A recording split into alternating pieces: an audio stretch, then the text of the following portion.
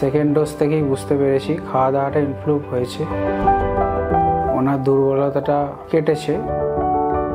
এখন পর্যন্ত উনি ভালো আছেন, কোনো খারাপ স্টেজের দিকে যাচ্ছে না।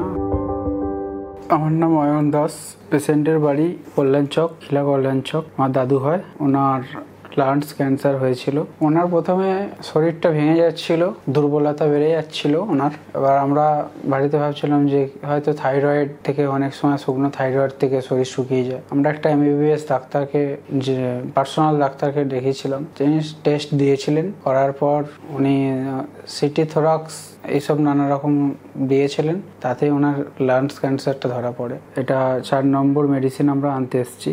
ওনার ইমপ্রুভ বলতে আমরা যেটা প্রথম থেকে ছিল, একটু কাশি বেশি ছিল, দুর্বলতা ছিল, খিদেটা একটু কম ছিল।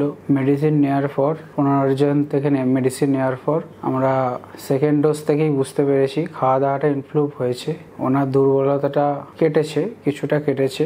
আর ভয়েসটা হালকা যেই স্টেজে ছিল সেই স্টেজে আছে। এখন পর্যন্ত উনি ভালো আছেন, কোনো খারাপ স্টেজের দিকে যাচ্ছে না, সেরকম বোঝা যাচ্ছে এই পর্যন্তই।